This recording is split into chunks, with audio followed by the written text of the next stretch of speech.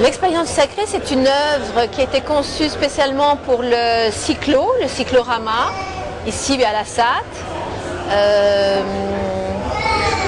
Qu'est-ce que je pourrais dire d'autre? C'est une œuvre qui est conçue comme une suite de 6 tableaux.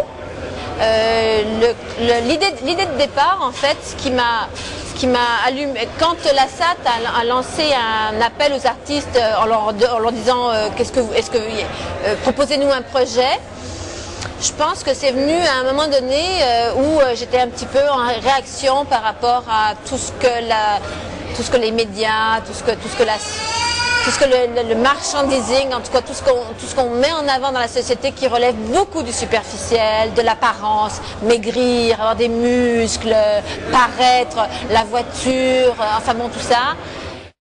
Et donc en réaction à ça, à tout ce tapage inconsistant, j'ai voulu faire quelque chose qui va dans l'autre sens en fait, qui va à l'intérieur plutôt qu'à l'extérieur.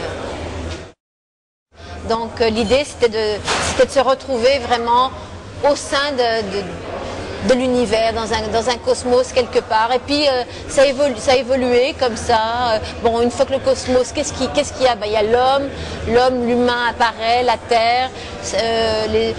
J'ai bien aimé travailler, en particulier les images de l'eau.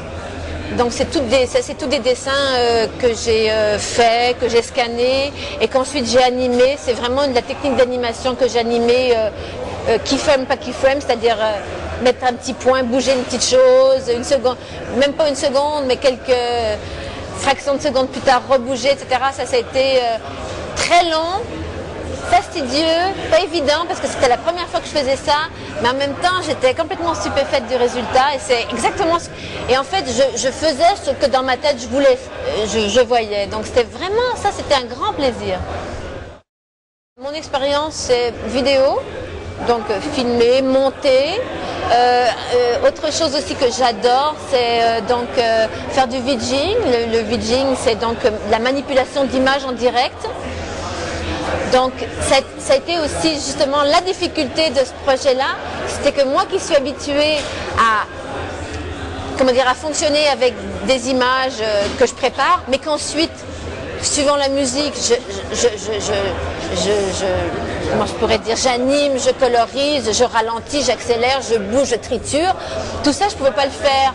Vraiment. Et aussi, le fait d'avoir travaillé ces 10 dernières années dans un cadre 720, le cadre, l'écran, ça m'a pris, je pense, 1 mois pour arriver à me sortir de l'écran parce que je voyais le cyclo. En plus, je travaillais avec juste du logiciel de montage vidéo qui me restreignait. Alors, mes premières idées, c'était de multiplier. Tu vois, un écran, c'est 720 et le cyclo fait 7200. Alors, au début, mes premières séquences, c'était 10 fois. Tu sais, 10 fois un écran, un peu pas pareil. Mais je me suis dit, mais le cyclo, c'est pas ça. Il faut que ce soit une totalité. Le cyclo, c'est pas juste plane, hein. C'est pas juste un écran plane. Tu as des possibilités de 3D, tu as des possibilités de mise en abîme. Mais ma pensée par rapport à ce que je pouvais faire, mes mains et ma capacité d'intégrer l'apprentissage du logiciel ne me permettait pas. Fait que je me disais, mon Dieu, le temps passe, il faut que je produise quand même des choses. Et en même temps, j'ai pas le temps d'apprendre pour aller... Wow, l'infinie possibilité que je pourrais faire. Alors, il y avait ce petit côté frustrant, mais en règle générale, on s'en est bien sorti. C'est ça, c'est qu'on a conceptualisé à 3, Joseph, Mathieu et moi, à partir des idées que j'avais déjà écrites.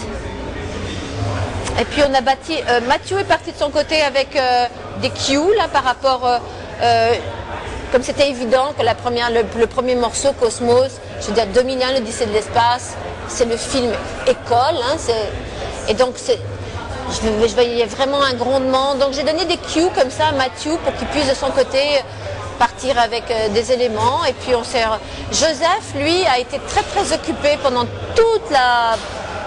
les 3/4 du projet. Donc il n'est pas intervenu. Je lui ai présenté à un moment donné mon work in progress, tous mes tableaux, l'idée des grands yeux là, qui tournent, etc. Puis comme c'est un expert, on va dire, en multimédia, ben, il était capable très vite de comprendre où étaient mes failles, où est-ce que ça n'allait pas assez vite, où est-ce que c'était trop lent, où est-ce que c'était trop statique. Il est venu rajouter des mouvements, il est venu rajouter des effets. Maintenant, je suis capable de concevoir des plus grandes, comment dirais-je, des plus grandes compositions. Et puis parce que je vais revenir forcément à l'écran, parce que le cyclo, malheureusement, pour l'instant, je ne sais pas quand est-ce que la prochaine fois je vais pouvoir faire quelque chose avec. Mais par contre, ça ouvre sur une autre dimension. Ça veut dire que si tu fais une composition plus grande que le 720-480, tu peux naviguer comme ça dedans. Puis encore, moi, After Effects, j'en connais peut-être 10%. Il y a des possibilités de manipuler des caméras à l'intérieur. Il y a des tas de choses que j'ai pas encore eu le temps d'expérimenter, quoi.